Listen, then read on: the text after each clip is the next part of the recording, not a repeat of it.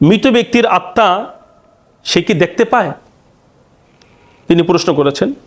এটার উত্তর হলো, সহজ উত্তর, মৃত ব্যক্তির আত্মা এটা আমাদের দেহের মতন না, আমাদের এই চর্মচক্ষুর মতো নয়। এই মৃত্যুর পরে মানুষ চলে যায় বারজাখের জগতে, যেটা সম্পূর্ণ ভিন্ন, এই দুনিয়ার জগৎ থেকে সম্পূর্ণ আলাদা। সেখানের অনুভূতি, সেখানে অনুভব শক্তি, সেখানে কি বলে চাহিদা, সব কিছু ভিন্নতর।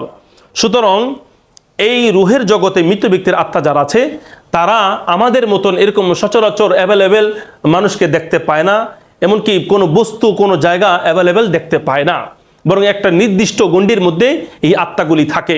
তবে হ্যাঁ, হাদিস দ্বারা প্রমাণিত মৃত ব্যক্তির আত্মা তারা ফেরেশতাদেরকে দেখতে পারে।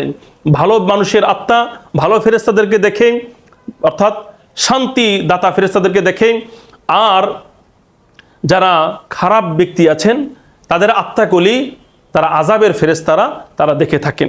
এরকমভাবে ফেরেশতারা কবরের প্রশস্ততা সংকীর্ণতা তারা অনুভব করে থাকেন। এরকমভাবে আল্লাহ প্রদত্ত অনুমতি চেতনার মাধ্যমে তারা অনুভব করতে পারেন। এটা কিতাব রুহের মধ্যে আল্লামা ইবনে তাইমিয়া তিনি লিখেছেন, ইবনুল কাইয়িম রাহমাতুল্লাহ আলাইহি তিনি লিখেছেন।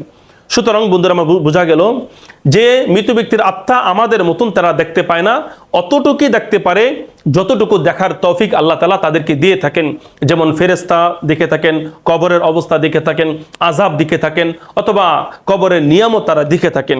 সুতরাং বন্ধুরা আমরা বুঝতে পারলাম যে মৃত ব্যক্তির আত্মা সবকিছুই দেখতে পারে না।